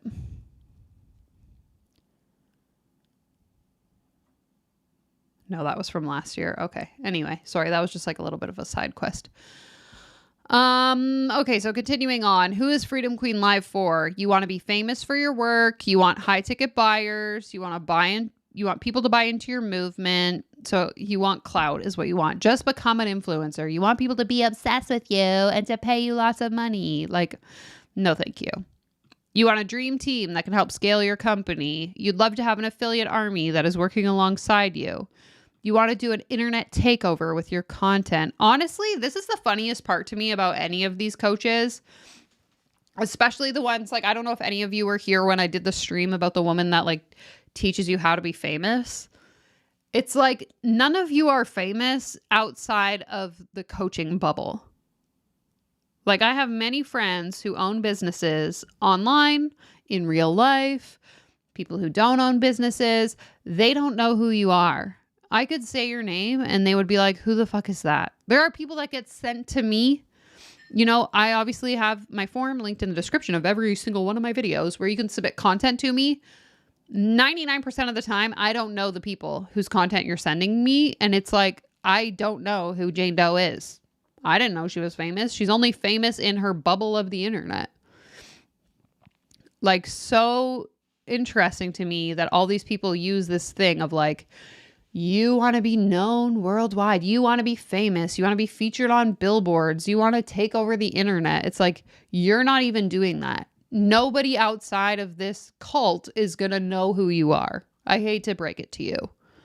Just like how people who are watching, I don't know, fitness content on YouTube don't know who I am. I'm not famous on the internet. I'm not famous on YouTube. I'm famous in a very specific niche of content online, which I would not even call fame. I'm like popular in a very specific subset of the internet, you know? It's like just because you have a following doesn't make you famous because nobody outside of that niche knows who you are. Anyway, that's my little rant for the day. Let's continue. So the tickets right now are $497. Allegedly, the price is going up tonight, so I don't know if it doubles. And it's $1,000 after today. I'll have to check back, I guess, to find out. But anyway, we can read, sorry, we can read a little bit about, I guess her origin story, because we didn't really see that earlier. It says in 2021, I attended my first ever business conference. I believe it was, is it ClickFunnels? Someone in the chat probably knows. It's whatever conference they give you the plaque with the CDs in it. If you know what I'm talking about, I'm pretty sure it's ClickFunnels. I didn't feel qualified to be in the room. I hadn't made my first 100K yet. I knew no one there. I put it on my credit card, 2 tickets for $1,000 each. When I walked into the lobby, I had a panic attack because I didn't feel like I was good enough to be in that room. I knew that God called me to be inside that space. As I wore the rookie badge, I sat in the chair surrounded by hundreds of business owners. I felt God tap on my shoulder and say, one day you're going to be a host at an event like this. I didn't know the how or the way. I just knew that my life was changed that day, and I went on a mission to create what is now a multi-million-dollar company called Freedom Queen. In 2024, the first ever Freedom Queen Live happened, and as I stood there looking out at the hundreds of women in the audience, I cried because I thought of the woman who was brave enough to go to her first event ever, and thank God that she did, because that led us to being a multi-million-dollar company, reaching thousands of women around the world to become Freedom Queens, helping my clients turn their yearly revenue into monthly, weekly, and daily. They are now getting their voices out to the world. Freedom Queen Live is not just a conference. I don't know what's happening. I'm like losing my voice. I didn't even know I was still sick, but here we are. Freedom Queen Live isn't just a conference. It's an expansion portal. It's a place for you to come back to year after year. It will serve a mile marker in your journey of your life. You will remember each Freedom Queen Live that you went to. You'll have new stories to tell. You'll walk the stage. You'll get awards. And maybe one day you will speak on the stage with all of the legends we bring to the event. Now, as a bit of side lore, for those of you that are familiar with the MLM space, I don't know where I saw the image. Maybe it's this one. On the list of speakers for this event, there was a few that I thought were particularly funny. We have Jasmine Elizabeth and Dre, who were like very popular in the MLM Monate.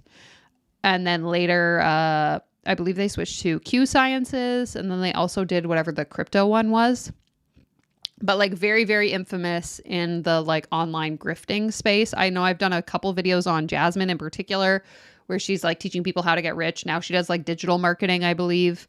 But so I thought that was interesting. We also have Russell Brunson, who is also a pretty well-known grifter-esque type individual.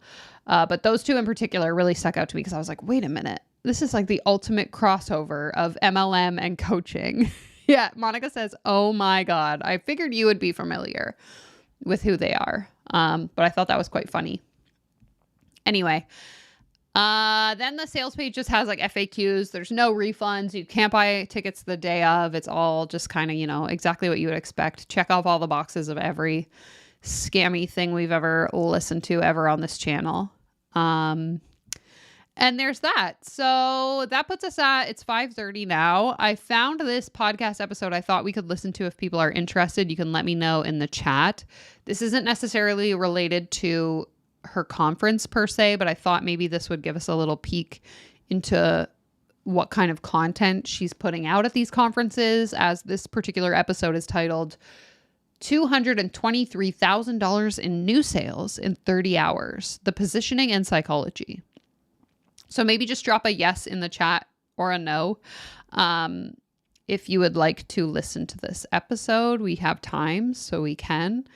But that's kind of it for the conference related content that I wanted to touch on today. Yeah, James says, those two won't go away. Unfortunately, it appears they won't. Definitely the type of people, in my opinion, those two specific women.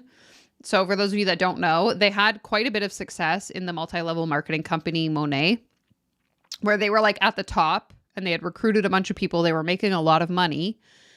And definitely the type of people that like once one scam starts to fizzle out, they just jump to the next. So Monet was like crumbling. They switched to this other crypto business, started recruiting a bunch of people. They had like their own team, their own content that they were making around this team. Then once that started to fizzle out, they switched to MRR when it was super popular. I believe they created their own MRR course. Like I'm pretty sure the Master Resale Rights course UBC was created by them. And now I believe they do like private coaching as well. So it's always interesting. There's like a certain persona, I think, that is more susceptible to fall into these scams. So super, super interesting. Poor Claire, thank you so much for the super chat. She said, have you seen Freakier Friday? The woman who makes them switch places in that is like the people on your channel. Oh my God, I haven't seen it yet. I'll have to watch it. That's so funny. And to that, I will give you this specific soundbite. I'm always baffled when people don't have a life coach or don't want one. I'm like, what? It's the most amazing thing ever. Having a life coach is the most amazing thing ever. And if you don't have a life coach, what are you doing? So let's get our balls out, shine them up, shove them right back either in our pants or in our purse, and let's go. Let's go and get ourselves a life coach. Okay, let's melt our brains and listen to her speak. You have asked and you shall receive. So let's give it a listen.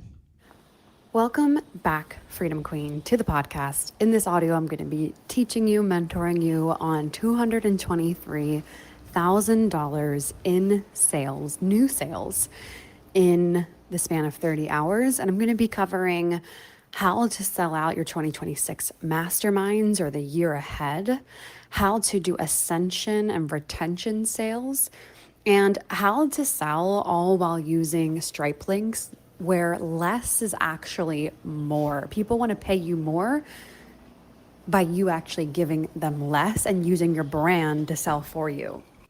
First thing is that my brand is positioned. Wait. People want to give you more by you giving them less. I would argue that that is definitely not true. I think in this economy, people actually want more for less, not less for more. But what do you guys think? Let me know. Positioned for high-end sales. High-end sales are done through how you make people feel, the perceived value of what you're going to give them, and the identity shift that your brand gives. So if your brand makes someone feel like moving, and some people's brands don't do this, right? Some people's brands are more, they don't evoke a feeling or an emotion. It's just, did she record this in the bathtub? It's so echoey. That's okay. Versus other people's brands like myself make people feel the urge to move and do something. And you do this through the way you speak, the way you lead, the imagery that you use, the way that you articulate the value of your work, the tonality of it. So my brand, Freedom Queen, creates a sense of movement in people. And a lot of times a movement is an emotion that people feel. So is your brand moving people in an activating way, or is it making people like, I'm not that interested? The best salespeople are people, the best influential people are people that make people feel like moving. That's what it means to really be a true influential leader. The second thing is that my value is high perceived value. So I'm not teaching people just basic business, basic content. You're not teaching people any business, I would argue. Like, what in business are you going to teach me? You're going to teach me to be magnetic and raise my prices. It's not helpful. Where's the actual business? Basic launching. I teach people high level luxury strategies for growing a creative led movement. That's a high luxury. What's a luxury strategy? Does anyone in the chat have a guess on what is a luxury strategy? Because I feel like she just pulled that out of her butt. Value to my customer. My customers want to be happy. They want to build an ever compounding business, a company that continues to grow. They want to build something that continues to scale in income, and they're happy, creative, and loving every new evolution of their journey. That's high perceived value to my customer. And some of when I look at the perception of your brand in terms of value, it's not really that much, it's not valuable to your customer. Why would somebody want that? Why would somebody want to spend another year with you, more than a year with you, when we're talking about selling out your programs through 2026 December? Why would somebody want to spend more than a year with you if they don't see the high perceived value?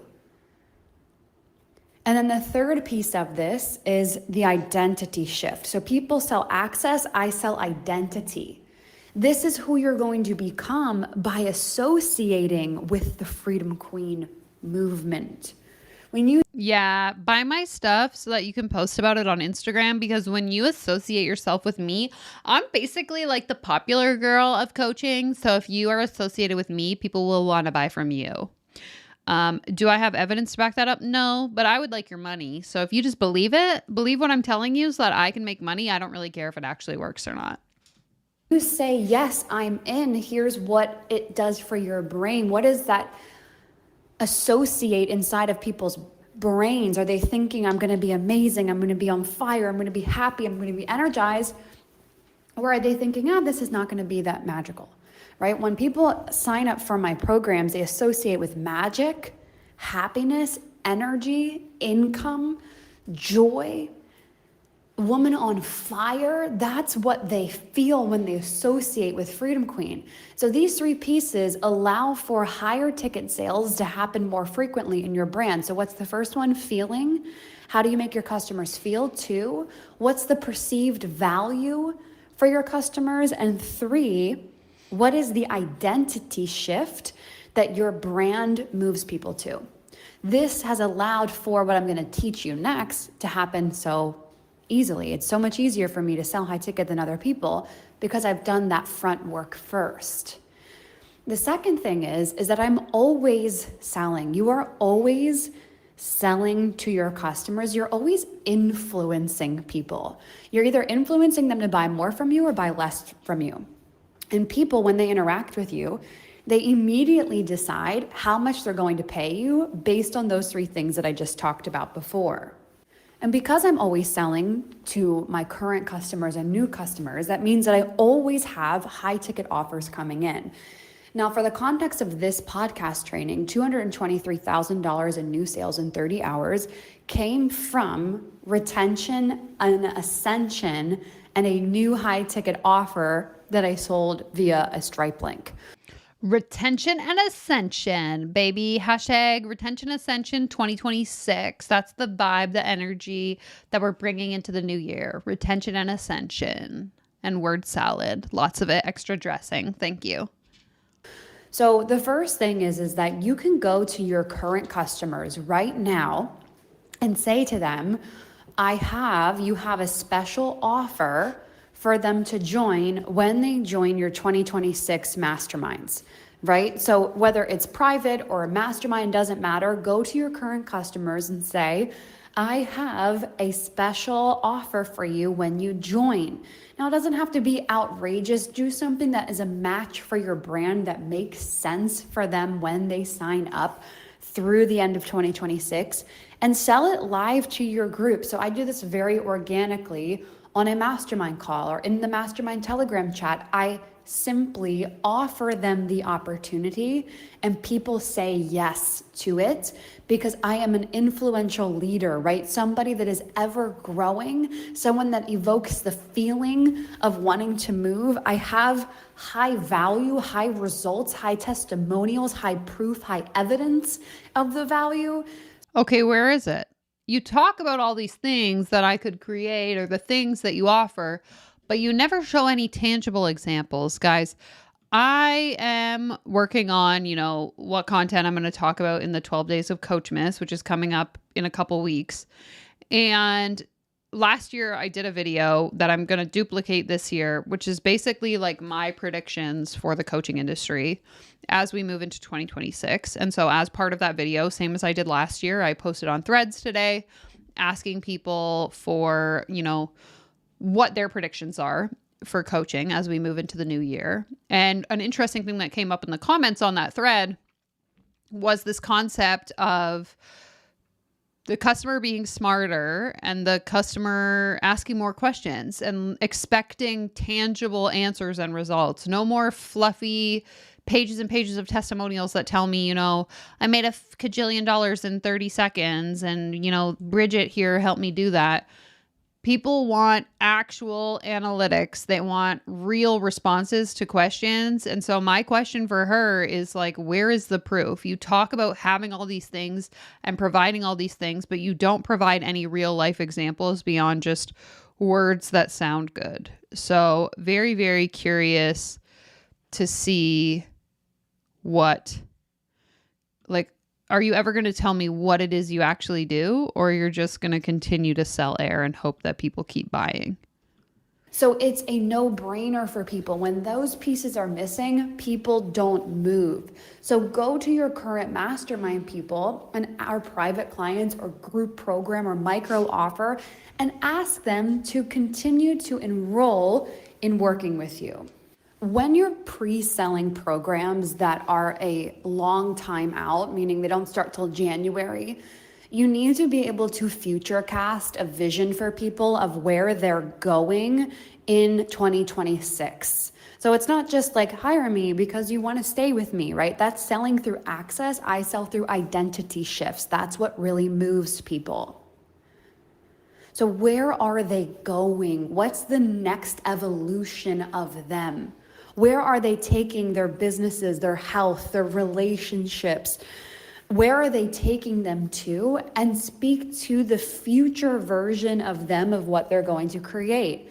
And there's certain words that embody this, and there are certain words that don't. Use the words that speak to what it is that they are creating in the future.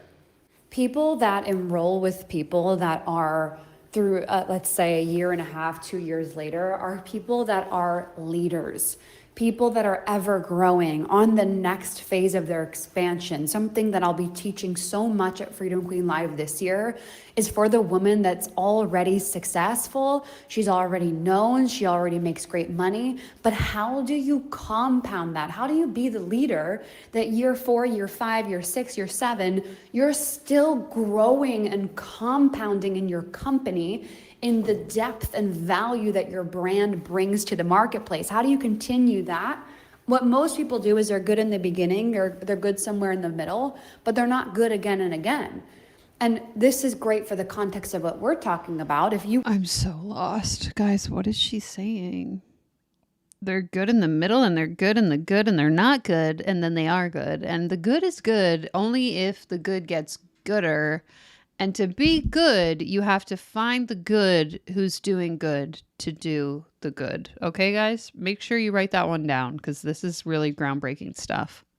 You want people that will continue to work with you beyond just this year and go into a year contract, a 2-year contract in advance. Then we need to show your audience that you are someone that is a leader that's ever growing, which also... Okay, I don't know if this is a hot take or not. According to some people on Threads, this is a hot take, but I have issue with people getting clients to sign into 12-month, in this case, 24-month long contracts. That is something that has never, ever, ever made sense to me. And again, this could be unique to just me and how I operate, because I'm so chaotic and change my mind every 5 seconds.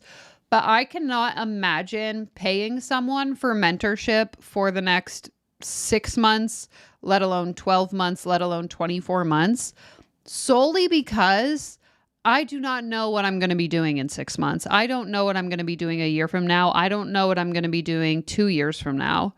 And there is no way that I, Danielle Ryan of December 2025, am able to make a decision that reflects what Danielle of December 2027 wants. And so it's always so interesting to me when these coaches encourage people to sign up for long-term, or people actually go ahead and buy programs that are that long, just given the fact that like life is so uncertain, so many things can change in that time. It's super, super interesting when I hear about people offering that, but also selling it. And even as a service provider, it's like, I don't want to have to commit to delivering this thing that you're buying from me. Like if I think about it now, many of my like ad clients are on a retainer with me. And usually we go in like, we start in a 3-month retainer and then it goes just kind of month to month after that. And I can't imagine getting them to pay me for a full year and committing now to like, I'm going to make your ads for the next full year. I'm just like thinking about this as if it were actually happening. And like, what if 6 months from now, I don't want to do that anymore, but I'm stuck in this contract where you've already paid me or agreed to pay me. And now I have to do this thing I don't want to do. Like, it is just baffling to me. And again, I don't know if you guys have other thoughts than I do, specifically in the context of coaching, but like, it's such a crazy concept to try and like get people to commit to you for the next 12 months, 24 months, however long it is. So means that you need to be that person. And strategically, energetically, from a soul lens, make moves, shift your identity, find a new light in your life, a new story, a new evolution to your brand. The difference between a star and a superstar is their ability to reinvent themselves again and again. Now, I also make these offers available to the public once I already have my momentum going with behind the scenes sales. So I will tell my audience, I just opened something and people are already enrolling in it, and I'll hint at the offer. I don't do a full blown, here's everything in the offer, here's why to join. I'm just hinting and flirting with my audience to give them a taste of the potentiality. Yeah. Okay. This person says 6 and 12-month contracts are common in my industry, but I'm in accounting. Yeah, that makes sense. I've been with my accountant for like 5 years. No matter what the business is, I'm always going to need someone to help me file my taxes. Of what they could do with me. And this creates some behind the scenes sales. Now, what's been happening with this current behind the scenes launch is that people are telling other people, they're like, you need to be in this space because it's so good. The offer is crazy. I love this. Here's a type of woman in the space. Here's the value. Here's the feeling. Here's the identity shift with the offer. Get in, and other people are offering it to other people to join. Now, with this particular offer, they have to be vetted a little bit before they can join. But sure. By me not disclosing, They have to be vetted a little bit. Do you have 2 feet and a heartbeat? Do you have a credit card that is valid for the next 12 months? You're in. Cha-ching. Sign me up. Everything on social media, it's creating this buzz, or what I teach, this hive effect of the buzz happening behind the scenes until it bubbles over publicly and everyone wants to join, and it turns into $1 million, multi-million-dollar launch. Now I'll walk you through my sales process. So I'm always accounting for the feeling, the perceived value, the identity shift, right? I live by this. I am this woman. You have to be that person when you're in sales. Sales is so much about nonverbal communication. And again, this is a big piece of what we'll be talking about at Freedom Queen Live. How do you move the masses without even saying a word? How do you build a brand that when people think of the name, they want to spend a lot of money? This is the key to this. So when I sell in the DM. Okay, this is pissing me off because she's basically, again, if we're thinking through the lens of the person who would be listening to this willingly, she's basically suggesting that this is possible, that you can build a coaching business where you don't have to say anything and people just want to give you their money. And if anyone in the chat has ever built any kind of business, that's not realistic. You cannot sell anything without having to talk about the fact that you sell something. I'm yapping on the internet every day and people still don't really understand what my business is, which is fine. But I'm like, there is no way that you can just have a brand that people want to throw money at. People need to know that, like, she's selling something that's not real, and it's really making me upset, guys. That's what I'm trying to say. For example, I just sold a secret mastermind. It's a secret. You don't know who's inside of it. The calls are not recorded. You can still join this mastermind, by the way. It's through the end of this year, and there's an income requirement to be inside of this space. Okay, pausing to see if it's in the description. Okay, it's not. That's a letdown. I wanted to look at it. I'm selling it through the feeling, their value, and the identity shifts, right? Just that messaging right there does all of those things. Ooh, this is kind of cool. This is different. Feeling. Value is there's a group of high-level women in this space. It's a small group. And actually, there's only like 2 spots left in this. And then the identity shift is, oh, I want to be in a space that's a secret. I want to do something that's new and be in the room with high-level women and work with Bridget closely in her biggest quantum leap season. I too want that. Let me get inside of this space. I'm selling it like the best luxury bag that when you walk into a luxury store, not everyone gets access to it, only a few do, and you don't even know who's inside. That's an identity shift right there. You don't just do that because you want to, you do it because you're gonna have an identity shift by associating with that experience, right? So when I sell, I even had people say, do you have a sales page for it? And I say, no.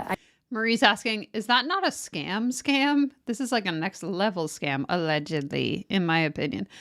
So now I'm not even like promising you something so that you can come back and say like, oh, Danielle, you promised me X and you didn't deliver it. Now I'm not promising anything. I'm just telling you, give me your money, close your eyes, hold my hand, and trust me. And I get to decide what that delivery is. So you're literally just throwing your money away, is what it sounds like to me. Yeah, is it an identity shift or a gamble? To me, it definitely sounds like gambling. Like, pay me whatever, let's say $3,000, and I'm not going to tell you what you're getting in exchange for that $3,000. You just have to trust me, bro. Yeah, that's going to be a hard no from me. I don't have a sales page. Here's the information about it. As simple as that. Majority of my masterminds, 99% of them do not have sales pages. I do not do sales calls for masterminds. And I have sold millions of dollars from just using the Stripe link, using what I just talked about. I'm aware of the feeling, the value, and the identity shift that happens when they buy from me. Now, we're at a really important time right now when this message is being dropped, this podcast episode, because it's end of the year, Q4, biggest quarter ever. Some of you are gonna have $1 million, multi-million-dollar quarters. It's really important that you pay attention to your leadership and your own spark within, because high ticket buyers, people that want to be in masterminds led by you, extremely influential women, we are able to sell without needing all of the extra bells and whistles because of the influential leadership, right? People want to be around you. They feel your power. They feel your joy, the activation of where you're going. And that makes people want to be a part of what you're doing. And so remember that.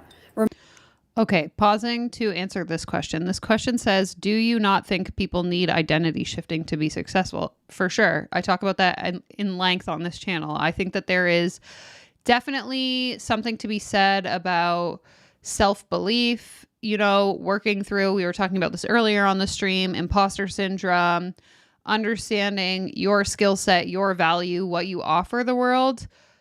From a business perspective, I think that is significantly different than this. This is literally selling people air. She's talking about, you have to shift into embodying this luxury brand. Like, no, if you want a successful business, you need to be fucking good at something and know what it is, like what the value of that thing is that you're selling to people. And then figure out how you're going to create messaging around it in a way that delivers, that tells people what they're getting, and then deliver on that promise. So I have been a business owner for 7 years. Over the course of the last 7 years, I've had to do a lot of things that made me very uncomfortable, put myself, in rooms with people that I didn't feel comfortable being in. I'm thinking of conferences I've been to where it's just me, and I show up and I sit down at a table of strangers and I'm like, hi, I have a business. There's definitely some of that goes into it, of learning to believe in yourself and become more confident in what your capabilities are and your competencies, and then being able to speak about that in a way that attracts people to want to buy the thing that you're selling. But that doesn't need to cost you $25,000. I don't have to pay some random lady with a Stripe link on the internet to teach me how to believe in myself. I learned how to believe in myself from again, putting myself in those uncomfortable situations, talking about my business. I was having this conversation with my friends yesterday, is like learning how to perfect your elevator pitch is such an underrated skill. When someone asks you, what do you do? Knowing how to answer that question in like 2 to 3 sentences is like something I see so many people struggle with. And I used to struggle with as well. And I've been in like teaching workshops and stuff with small business owners where I'm teaching this exact concept of like, how can you explain what you do in a way that speaks to the person that wants to buy it, in a way that's not going to put them to sleep? You're not giving them a 13-minute word salad. You're literally so confident in what it is that you do, what problem you solve, that you can just show up and say that you do it and then actually be able to deliver on that thing that you say you're going to do. That is so much different than the shit that the people like this are trying to sell you. Suzanne says, Danielle, you don't need to tell people what they're getting. They will just pay you, according to this chick. That's why I'm like, this is so unrealistic. It's setting people up for failure, I think. Remember that in order to be a leader that people want to enroll with through the end of 2026, they need to feel that you are someone who is going places, that you're someone who is skyrocketing out of planet Earth, and you're going to infinity and beyond. And a part of that is also I also don't think that's true. I don't think your clients need, I guess it depends on your business, but like in most cases, your clients don't need to see that like you have this grandiose over the top success so much as that you know what you're talking about. Like my clients that work with me, this is like a joke that I've made a million times.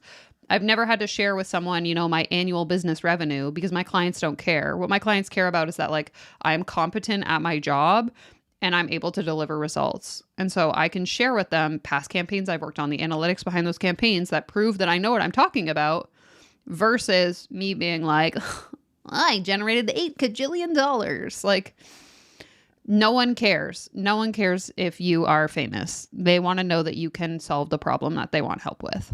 making moves that embody that showcase to your audience, look, I'm changing, whether that's changing content or style, or my personal favorite is your own internal identity. This will be something I'm teaching on at Freedom Queen Live, right? How you see yourself is how you see the world. So if you assume people don't want to work with you through 2026, they're not going to want to work with you. If you assume your content's going to tank, and again, that's true. If I'm not confident in the thing that I'm selling, yeah, nobody's going to want to buy it. If I show up and I'm like, well, I guess I could make a video for you if you need me to. Obviously, no one's going to pay me to make a video for them if that's how I'm showing up.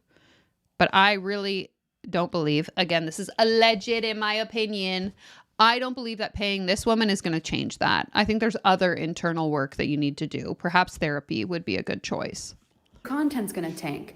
If you assume that the best possible things are coming, your content is going viral, you have the best people that are there, people want to pay you through 2026, they want to pay you in full, they want to join your $200,000 offers, fly around the world with you, be a part of your masterminds, then they're going to. And this is not to say that you have to be positive all the time, because I'm a human being. I have doubts and fears that come up. It's that when they knock on the door, I don't answer.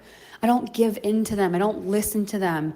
I'm constantly surrounding myself with people, experiences, new ideas, and I'm backing it with action that is a match for the next level leadership that I want to bring, which is owning a company that makes $10 million cash every single year. But selling what? Again, there's at no point in any of the things we've looked at over the past, what has it been, 2 hours and 3 minutes, has she explicitly said what it is she's selling. It's all vibes and word salad. So that when I have babies, when I have children, that's the amount of money that we are making, $10 million cash minimum business. Well, then I have to show up as that version of myself now. You have to show up as a version of you that has already those things. And that's very attractive and sexy to your highest level buyers. Again, this is what makes this content so dangerous, is that they speak in half-truths. So what she's saying is not objectively wrong. You do need to have belief, and you do need to show up, and you need to sell, and you need to do all those things. I just don't think that she's going to be the one to give you some like secret formula to make that happen. A lot of it just comes down to you doing the work, putting in the reps and building the confidence as you do it. So I want you to go sell out your masterminds for 2026. For those of you coming to Freedom Queen Live, I'll see you at Freedom Queen Live. And I can't wait to see your next evolution of you to infinity and beyond, my love. I'll talk to you soon. Okay. That was that, guys. We have reached the end. This is... What the hell? Can you guys hear that? Oh no. A YouTube video about cinnamon rolls started playing after. That's so funny. Sorry.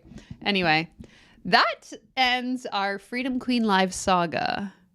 I've got nothing else. If you have content that you want me to react to as part of Coachmas, which is coming up very soon, I do have a link on my community tab posted. If you are watching this and you are in the billionaire tier, we will be meeting tomorrow on Google Meets at 5 p.m. I believe I scheduled the post to the community tab today as well, if you need the link. Yeah, that sounds like it would have been a more fun video.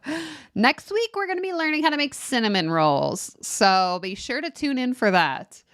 Thank you all so much for watching. Be sure to give the stream a thumbs up if you haven't yet. And I will see you in my next video. Take care. Comb your hair. Bye.